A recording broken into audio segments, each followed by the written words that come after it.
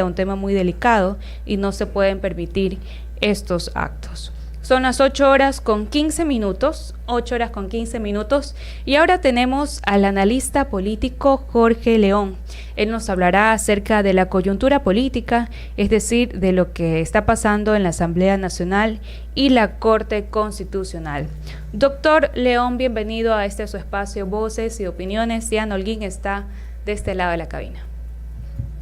Mi querida Diana, un gusto enorme, un excelente día para ustedes y para toda la gente de la 96.9 que nos mira a través de las distintas plataformas digitales, y un saludo también a la cabina y un excelente mes para todos. Un gusto enorme estar aquí nuevamente. Gracias, así es, estamos empezando esta semana, este día con un nuevo mes, el noveno ya de este 2025, y no dejamos pasar, por supuesto, estos análisis que dan de qué hablar desde hace algunas semanas en temas de coyuntura política. Doctor León, el tema de la Corte Constitucional, a partir de que ha puesto en pausa algunos artículos como la Ley de Solidaridad, Ley de Integridad Pública, que sabemos que están siendo analizados, han tenido demandas de inconstitucionalidad,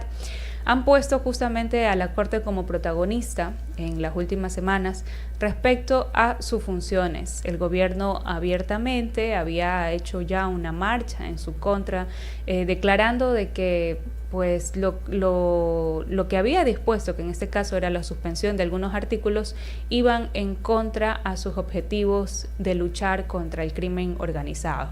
Y ahora pues también se habla más adelante de la aprobación de la consulta popular para saber si los jueces pueden ser llamados a juicio político. Dentro de todo este contexto, ¿qué es lo importante analizar respecto a la postura de la Corte Constitucional y que nuestros oyentes deberían tenerlo en claro? Mi querida Diana, me parece interesantísimo la consulta que haces, pero creo que hay que puntualizar algunas cosas desde todos los ámbitos. Nos han vendido una narrativa de que la Corte Constitucional es correísta cuando varios de sus miembros evidentemente no responden ni siquiera al correísmo, sino que han sido desde el gobierno del presidente Lasso, del presidente Moreno, Lasso y Noboa, los cuales han sido posicionados sobre estos 9 jueces como primer punto. Como segundo punto, para poder ir ordenando un poco más las ideas, la Corte Constitucional no es una corte interpretativa, no es que lo que yo pienso sobre la Constitución, es más bien una corte de carácter normativa, en donde específicamente acorde a cada uno de los argumentos se ve si realmente se está violentando o no la Carta Magna o la Constitución de la República. Constitución de la República que al final de cuentas es las reglas del juego, y en una entrevista anterior ponía un ejemplo sumamente fácil de comprender como un partido de fútbol, ¿no? ¿Cuánto tiempo vamos a jugar? ¿Cuánto tiempo de un lado? ¿Cuánto tiempo del otro lado? ¿Cuántos jugadores son los que van a estar en la cancha? ¿No? Y sobre eso, evidentemente, cuáles son las reglas que tienen en este momento de juego. Me parece que aquí cabe más un error de forma y de fondo de la misma Asamblea Nacional, en donde estos proyectos de ley enviados como económicos urgentes ya no han pasado directamente por un tratamiento en la misma Asamblea Nacional, en donde separen estas ideas que tiene el presidente para después poderlas consolidar, porque evidentemente las leyes económicas urgentes tienen que tener esta misma característica de ser de una sola materia, de un solo tema, para poder, y no de varios temas, que es ahí en donde varias de las 22, 26 demandas de inconstitucionalidad que tienen, es la que apelan, en donde no se cumple esta uniformidad directamente de materia, y es ahí en donde normalmente le gana. Hay pasos más adelante de lo que la Corte pueda decidir o no pueda decidir, porque la Corte, por ejemplo, mi querida Diana, podría regresar estos proyectos de ley a la misma Asamblea Nacional para que los mejoren, para que los vayan corrigiendo y sobre eso irlos articulando. Creo que estas mismas leyes, tanto de la integridad pública como la de solidaridad, tienen cosas importantes y cosas interesantes. Por ejemplo, el tema de la valoración pública, que no debería ser solamente para el servidor público, sino absolutamente para toda la cadena de valor, para toda la cadena de mando. Es decir, desde el mismo ministro de Estado, que debería ir cumpliendo los objetivos, los planes de desarrollo puestos evidentemente en el Plan Nacional de Desarrollo, o como hoy en día le llaman el mecanismo, y sobre eso también poderlos evaluar o no. Por ejemplo, también ahí, mi querida Elena, se dice el presupuesto de la cartera de salud, que es la cartera a la cual más delicada, o que evidentemente más problemas en este momento tiene o conlleva con la ciudadanía, tiene 1.000 millones de presupuesto. Sí, siempre ha tenido 1.000 millones de presupuesto o 2.000 millones de presupuesto. El problema no es que tenga el presupuesto, sino que ese presupuesto sea realmente devengado, que ese presupuesto sea otorgado como tal y no esté simplemente en un papel como para poder pedir de forma directa el presupuesto, porque si usted va directamente a la ejecución presupuestaria, usted ve algunas carteras de Estado que cumplen 5, 10, 15, 20% de ejecución de ese mismo presupuesto, y es ahí en donde también hay que evaluar a los mismos ministros y no solamente a la cadena o a los mandos medios en donde estos ejecuten. Hay muchos de estos servidores públicos que puedan ser de carrera o no puedan ser carrera, no soy yo quien realmente los tiene que defender, pero que producto de su propia experiencia, lo que hacen ellos independientemente de la cabeza que esté a cargo de este mismo ministerio o de esta organización, es simplemente seguir y acotar los directos lineamientos. No son lineamientos de carácter político, no son lineamientos de carácter ideológico en donde diga, ok, sí, yo no estoy en contra de esto o estoy en contra o a favor de esto, y evidentemente desde ahí empiezo a molestar la gestión, mi querida Diana. Entonces, esta lucha directamente ante la Corte Constitucional me parece que desde todo punto de vista fue innecesaria, debió haberse realmente llevado a un acuerdo o a poder conversar sobre cada una de las cosas que se tiene hoy en día, y hoy que el presidente tiene ya un poco más de 100 días de gestión, o recién está cumpliendo sus 100 días de gestión, después de un año y medio de haber estado, año 8 meses, de forma exacta, de haber estado directamente en el ejercicio del poder, evidentemente seguimos sin tener claras cuáles son las políticas públicas o cuáles son las políticas de mediano plazo. Yo no hablo de corto plazo porque para mí el corto plazo ya fue ese año, 8 meses, ¿no? Estas políticas a mediano plazo en materias de seguridad, en materias de educación, ya en materias de economía, por ejemplo, para poder al final de cuentas salir de esta recesión económica en la cual estamos viviendo hoy en día los ecuatorianos. Y si usted sale a buscar trabajo, no tiene trabajo; si usted quiere emprender un negocio, tiene miedo que lo sigan vacunando, a que lo extorsionen; si usted coge un bus, tiene miedo que lo secuestren; en fin, todo este tipo de cosas que deberían responder realmente a un plan integral a corto, mediano y largo plazo, para sobre eso ir solventando cada una de las cosas que se tiene. Y en esto, por ejemplo, lo conversaba el día de ayer, la Corte Constitucional no tiene absolutamente nada que ver. Lo que hace la Corte simplemente es revisar si esto cumple con la Constitución y no cumple con la Constitución. Hoy todavía, o esta misma semana, tienen un periodo de alrededor de 7 u 8 días, lo que les queda, para poder seguir escuchando estos debates, y vimos la semana pasada en la audiencia pública cómo evidentemente los argumentos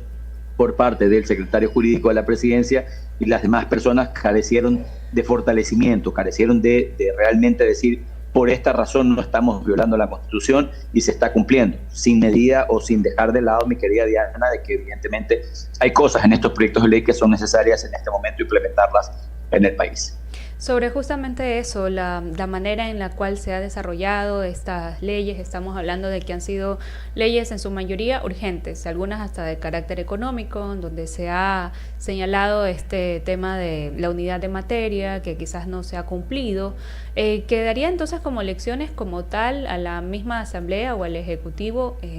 tener otro tipo de tratamiento de estas leyes para que no pueda pasar lo que ya ha estado pasando con estas demandas de inconstitucionalidad?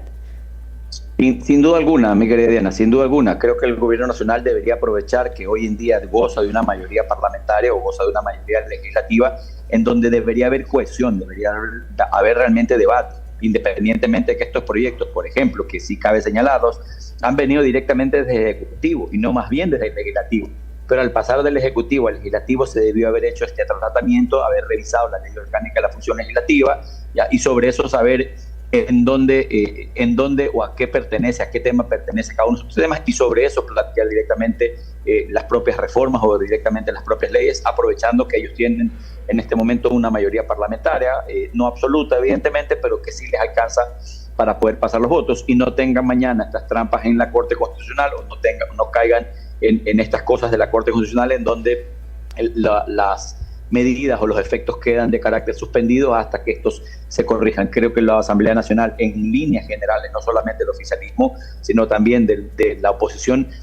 creo que no tenemos una oposición sólida, no tenemos una oposición propositiva, en donde realmente se ponga por encima de los intereses partidarios o ideológicos, se ponga por encima el país. Y solamente en ciertos proyectos de ley hemos visto cómo ambas bancadas o las dos bancadas más fuertes se han puesto de acuerdo y han superado la votación de 100, 105, 110, 120 votos de los 151 legisladores. Es decir, que si hay capacidad de llegar realmente a un acuerdo en la misma Asamblea Nacional, pero creo que el Ejecutivo, tanto como el Legislativo oficialista, debería marcar esa hoja de ruta, debería marcar cuáles son esos proyectos de ley en todas las materias, en materia de seguridad, de educación, vialidad, salud, en este momento, ¿verdad? Para sobre eso empezar a solventar cada una de las cosas que se quiera y que se plantee en beneficio de los 18 millones de ecuatorianos que quería allá. Sin embargo, ya conocimos la semana pasada que el Ejecutivo envió ya un quinto proyecto económico urgente con la denominada Ley de Fortalecimiento Crediticio, que lo que busca es, en este caso, establecer reformas urgentes al sistema previsional y financiero del Banco del Instituto Ecuatoriano de Seguridad Social, el BIES. En este sentido, ya nuevamente hablando puntualmente de esta ley, ¿qué errores son los que se deberían evitar cometer en temas de lo que persigue la ley, que básicamente busca blindar y garantizar esos fondos del BIES? Sí, a ver, creo que eso es importante poderlo hacer en medida que realmente se vaya cumpliendo este fortalecimiento del Banco, del Instituto Ecuatoriano de Seguridad Social, que no responda esto directamente a tener un fondo o una garantía para poder pagar mañana o más adelante deuda externa, o pagar directamente a los acreedores que tengamos nosotros, como el tema de los propios bonos. Evidentemente hay que garantizar absolutamente la jubilación de varias de las personas, que creo que eso tranquilamente lo pueden hacer, y tener una línea o una hoja de ruta al momento de decir cuánto dinero voy a necesitar para la cantidad de gente que se jubile en este mismo momento, y que al final de cuentas se lo blinde para que ningún gobierno en absoluto le pueda lograr meter la mano a estos mismos fondos que se tiene, o poderlo coger como caja chica, como en algún momento se lo hizo. El Banco del Instituto Ecuatoriano de Seguridad Social, recordemos que no nació como un banco, porque no era parte de, sino directamente de estos fondos o de estos activos que tenía el Instituto Ecuatoriano de Seguridad Social. Se decidió crear una entidad crediticia en donde otorgue créditos mucho más baratos para vivienda, para préstamos quirografarios, en fin, para un sinnúmero de cosas que los afiliados realmente los utilizamos. Y digo los utilizamos porque en varios momentos he logrado utilizar directamente estos mismos fondos, pero debería ser de forma ágil, incluso que logren entrar en el sistema financiero para alguna que otra manera, ir regulando tanto tasas de interés también como los distintos requisitos que en este momento tú quieras tener o necesites, mi querida Diana, para poder obtener un carro, una vivienda, pagar una remodelación, pagar tu universidad o pagar absolutamente la colegiatura de lo que estés estudiando, lo que quieras estudiar. Creo que sobre eso hay que revisar realmente bien el proyecto de ley y saber sobre cuáles son realmente los intereses que se tienen. Si es que ya tienes este antecedente de hoy en día de la Corte Constitucional, pues evidentemente el error en el cual no deberías caer es revisar que sea de una misma materia y saber cómo mañana más adelante esta oposición, que no es propositiva como te mencioné hace un momento, ¿verdad?, podría mañana más adelante empezar a generar una situación o lo que se conoce normalmente en comunicación como una crisis comunicacional sobre qué sí, qué no, qué quieren hacer, qué no quieren hacer, y al final de cuentas el proyecto de ley pueda pasar de forma rápida, tanto a través del mismo CAL como de los dos primeros debates que tiene que ser sometido en la misma comisión, para sobre eso bajar directamente al pleno, que hemos visto en estos 100 días de gestión de asimismo de la misma Asamblea Nacional, o un poquito más de 100 días, han tenido cierta celeridad, ciertos proyectos, pero que sobre esa celeridad realmente se trabaja en beneficio de los 18 millones ecuatorianos en temas interesantes, como te mencionaba mi querida Diana, en materia de salud, en materia de seguridad, que al final de cuentas es importante y vital para poder marcar la seguridad jurídica que brinda el país, y que al final de cuentas mañana cualquier negocio, cualquier emprendimiento que arranque en el Ecuador pueda tener las garantías para poder estar tranquilos o poder funcionar de alguna que otra manera, mi querida Diana. Claro, y sabemos que esta última normativa que fue enviada a la Asamblea también estará siendo objeto de observación de las organizaciones sociales para más adelante justamente velar por en realidad sus intereses y porque todo se lleve a cabo de la mejor manera dentro de los términos constitucionales. Queremos agradecerte, Jorge, por habernos acompañado en este espacio Voces y Opiniones, ahora hablando de la coyuntura política acerca de lo que sucede en la Asamblea Nacional y la Corte Constitucional. Un gusto enorme a ustedes, mi querida Diana. Evidentemente, el agradecimiento a ustedes por el espacio, por esta oportunidad, y un gusto enorme poder estar acompañándoles el día de hoy. Así que nada, excelente mes y excelente inicio de semana para todos ustedes y para todos los radioyentes. Muchas gracias. Este ha sido Jorge León, analista